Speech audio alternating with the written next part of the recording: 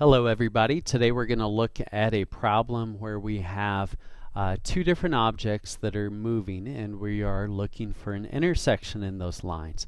So one of the objects is going to be a bicyclist who is traveling behind a pedestrian, 42 meters behind them, and they're trying to slow down so that they don't hit the person. So you are given how far these two individuals are from one another. The pedestrian is 42 meters ahead. You are given the initial velocity of the bicyclist. You're given their negative acceleration, which allows them to slow down. And you're also told the velocity of the pedestrian. This is very much a problem where it's going to be in our best interest to go ahead and write out a couple functions for these two individuals. And so I'm going to go ahead and do that. This is the function that we need to use when we have acceleration. This function is totally useful. However, you cannot use it unless you are traveling at a constant velocity. I just want to point out to you that certainly if this acceleration that's embedded inside of that term is 0, that is by definition constant velocity, then they collapse to the same thing. Just make sure that you're using the appropriate function. If you have acceleration, you have to have that term in there. So let's go ahead and write down the function for the pedestrian. So d, I'll say sub p for the pedestrian, as a function of time is going to be equal to their velocity times time. We are told their velocity, 1.7. I'm going to have unit agreement in this problem, and so I'm going to go ahead and not put my units in all the time. It's pretty hard for me to fit it all in sometimes with this software. But going back, I had 1.7 times time plus their initial position. So I'm going to go ahead and say that their initial position is 42 meters. So what I'm doing, what I'm implying behind that is I'm saying that the origin, so at time 0, position 0 is the location of the biker that's back there behind. That's just how I'm going to go ahead and define things. So this is a valid function that I need. Now let's go ahead and write a function for the biker. So that's where that b right there is going to come from as a function of time. This time I have acceleration. They're accelerating at negative 2.1. I want half of that number though to be the coefficient out front. So I'm going to have a negative 1.05 times time squared plus their initial velocity, which is told to me right here, 14.7. That is being multiplied by time, plus their initial position, which happens to be a 0, based on my definition. So with these two functions in mind, I want to go ahead and just roughly graph them up so that we can kind of see what is happening here. This biker is going to be a quadratic, so it should have an upside down parabola. The negative that is out in front, this negative coefficient, means that it is a concave down parabola, so that is a downward scooping parabola, and then initial velocity of 14.7. So I have an initial positive slope. I'm going to use red here for this biker. So there's my initial positive slope, and then here's my downward scooping parabola. The pedestrian is up here, and I'm going to use blue for them. And so the pedestrian is going to be a straight line. It's a first order polynomial here, a linear thing. And they are starting a little up the ways though. So they would be up here at some location 42 or so. And now there's different ways that this can happen. So they have to start here, and they have a positive slope of a 1.7, and they're going to go something like this, or they're going to do something like this, which I'm going to actually show in green here. They're going to do one of these two things. And what happens, so the green is kind of a hypothetical possible thing over there as well.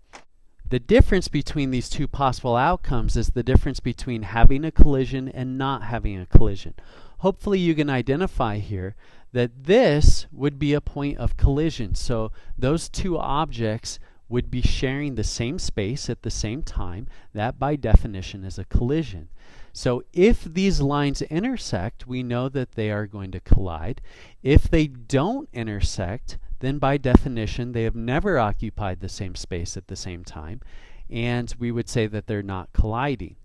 So in order to find this out, first of all, you could always graph this. You could graph both lines up with their actual functions here, and you could just see, do they intersect or not? I want you to identify here that the distance of separation between these two individuals, so this distance of separation at that particular time, I'll use the green line here just to have something to use, or that particular separation at some time, or this separation at some time. Hopefully you can identify that that separation there is actually getting smaller. And if that separation were to get so small that it actually goes to zero, that is a different way to describe the collision. Let's look at a way that we could mathematically describe the separation between the biker and the pedestrian. So I'm going to actually define a new function here. I'm going to call this S of t. That is S for separation.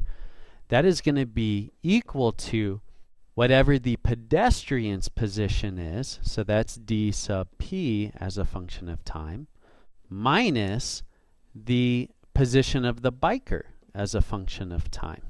So that mathematically describes what I was sitting here kind of drawing up here with my little black vertical lines. So take this green dot that's kind of up here, that would be defined by some value at some particular time, and then subtract from it, according to that same time, where the red line would be, and you would find that height. It's some number that's less than 42. Arbitrarily, I'm going to say, hey, perhaps it's 38. Sometime later, if I plugged in those two different times for these two different functions, I'm going to find an even smaller distance. Maybe now it's 10 meters. If s as a function of time ever went to zero, that would be a collision. And so there's a couple different ways you can think about this, and both are important. I'm going to say, well, what if s as a function of time was equal to zero? That would be equal to these same old functions, dp as a function of time minus db as a function of time. And then if I mathematically just put this on the other side of the equation, I have db as a function of time set equal to dp for pedestrian as a function of time. So this is two different ways to talk about the same thing. In this first strategy here, I defined a new function, and I was going to say, hey, you know, when this function actually goes to a value of zero, that's a collision. Alternatively, I could do what a lot of people are really comfortable with, and you say, hey, how about I set these two functions equal to each other, and I solve to see if that ever happens. Well, what I want you to identify is they both end up with the same goal. So I almost derived, that might be a little bit too generous of a word, but I almost derived this idea of setting this function equal to this function through the idea of saying, hey, what if these two things were to go to zero? So enough yapping from me. Let me go ahead and start plugging in some numbers. I'm going to plug in, though, based on this equation that's right here, because I know I'm doing that because ultimately I'm going to solve the quadratic for this, and so I'm kind of skipping a step, and this way I'll already have everything on the same side of the equation set equal to zero. All right, dp as a function of time. First I'm going to write that down. So I have 0 equals 1.7t plus 42 minus, because there's a minus, the db function. Now I'm going to be really careful, and I'm going to put this in parentheses because my minus signs are going to be a little awkward if I don't. Negative 1.05 t squared plus 14.7 t. Close parentheses. I no longer like this 42 hanging out. I'm just going to get rid of that. I don't want that to be a point of confusion on the algebra. This minus sign that's sitting out here in front of the brackets is going to change that to a plus, but it's going to make this a minus. So I just distributed that minus sign in. And now what I'm going to do is I'm going to group like terms, and I'm going to rewrite it. This is the first thing I'm going to rewrite. That is a positive 1.05 t squared. then now I have two terms that have a t in them. There's this one, a positive 1.7t, and there's a negative 4.7t. Grouping those two terms together is a negative 3t. And then my last term is this plus 42. Plus 42. Now what I do is I plug this into the quadratic, and lo and behold, there is no real answer. What does that mean?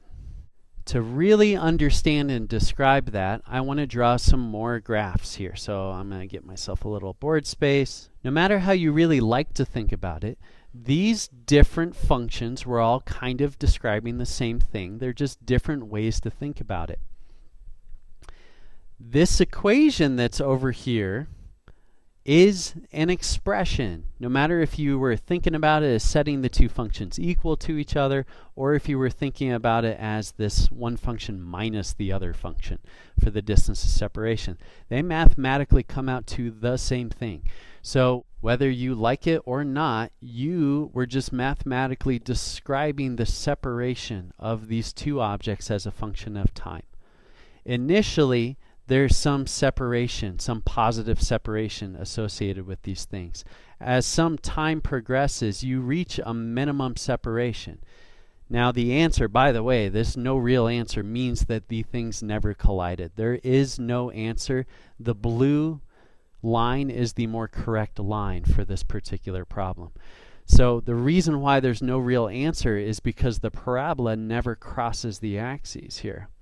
You just had a parabola that looks kind of like this, where the minimum separation is still some positive number. That never dips below the axes, and if it never dips below the axes, this quadratic function here has no roots. And so that's why the formula told me that there was no solution. Hypothetically, if I was dealing with this green line that's right here, if these two functions actually did cross over one another, when I would go through this process, I would end up with a parabola that would have looked a little bit more like this one. And it would have had one location, two locations where it would have crossed the axes. And the quadratic formula would have told me that, and it would have given me two different time solutions. So hopefully you can see on the bigger picture here how the mathematics really helps us describe what's going on with these intersecting lines. If all of that made sense to you, you are in pretty good shape, and you should let your computer know.